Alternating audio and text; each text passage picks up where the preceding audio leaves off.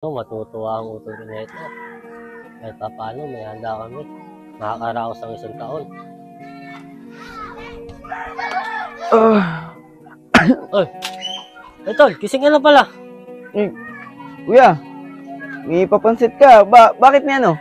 Birthday mo ngayon ah. Kala ko nakalimutan mo, kuya. Hindi ah. Makakalimutan ko ba naman yan? Taon-taon kita pinaghahandaan kahit wala tayong budget nun. Salamat Ganyan talaga. Siguro matutuwa na yung mga kaibigan ko dyan. Kuya, sis mo na. Oh. Bigat. Napayag na pinapuhat. Di, kuya. Ano masama pangaramdam mo eh. Ikaw na nga nagluto, kuya, tapos ikaw pa pagbubuhatin ko niyan. Okay lang yan. Pangaramdam. Okay lang, kuya. Tsaka konti na lang to. Baka hindi ah. Okay na po. Abel dog! Uy! Kuya, yun na pala yung mga kaibigan ko. Basok mo na yung mga tanong ko. Ay! Pasok! Dog! Di ba birthday mo ngayon? Kala ko nakalimutan niyo eh. Happy birthday nga pala, tol. Ay, salamat. Kaya pa ng biniyahin namin eh. O, tayo tol. Bilhin mo na ang soft drinks. Sige. Ah. Opo, kuya. Hindi mo man lang kami niyaya eh.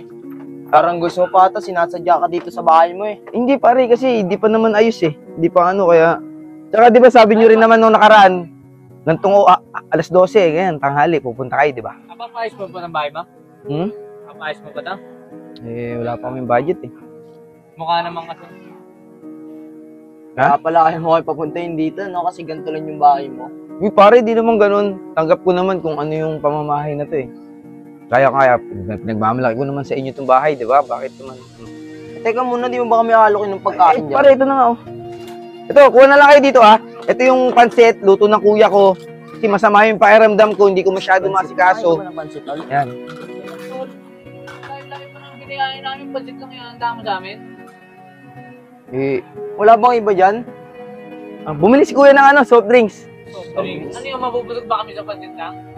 Kanin, may kanin. Kukuha ko kanin. Kanin tapos walang ulam. Pansit pa yata papaulam mo, hindi nga kami nakain ng pansit.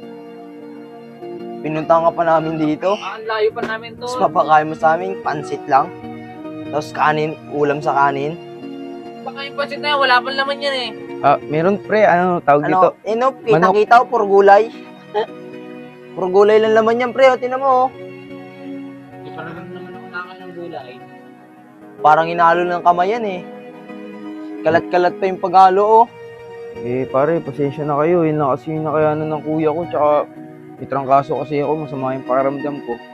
Puro tulog lang din ako ngayon. Sabihin mo, wala yung pambili ng panghanda mo. Hindi yung dami pa sinasabi. Halata naman para tinobahay, halatang wala talagang pambili ng panghanda yan eh. Baka mamaya pag kinain natin yan, sumakit pa siya natin dyan, pre. Sa poso pa yan yung hinugasan yung gulay na yan. Pare, malinis naman yan. Tsaka hindi naman kami nag-uhugas ng pagkain sa poso eh. Saan nyo kinukuha sa gripo? Ito yung mga galon yun, nakakalat lang kung saan-saan, oh.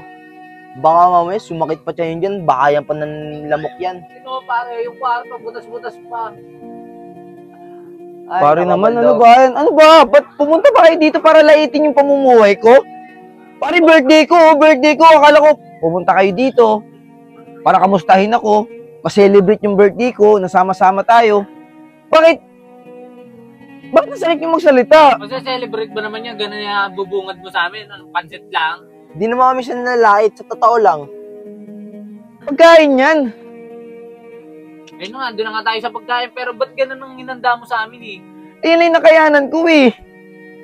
Akala ko mga tunay kayong kaibigan, maaasahan kayo. Pero anong ginagawa nyo sa akin, minamaliit nyo ako. Hindi naman sa pagmamaliit, di lang talaga kami kumakain ng pansit, pare. Pare, yun yung inain ng kuya ko eh. Dapat nga magpasalamat tayo sa kuya ko kasi kahit papaano meron eh.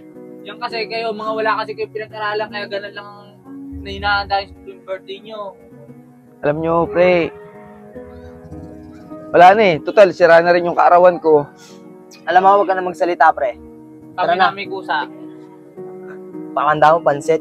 Puro Baka laman sa hindi magmana na. pa anak mo sa'yo, wala kang pinag-aralan. Hindi kami mabubusog dyan.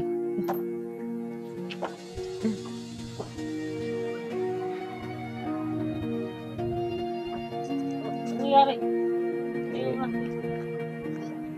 Ano ma... Ano po? Kuya minaliit niya lang yung pansit na handa ko Ba't ganun? Di ganyan ang tropa. Ewan ko ba sa kanila, kuya? Hindi naman ganyan dati. Nakapagtapos lang sila. Nakapaghanap ng magandang trabaho. Kung maliitin na lang nila ako, ganun-ganun na lang, kuya. Hindi naman ganyan dapat ang tropa. Hindi po sa atin kung anong buhay na meron ka ngayon. Yun nga, kuya. Ang tunay na kaibigan ay hindi tumitingin sa meron o wala.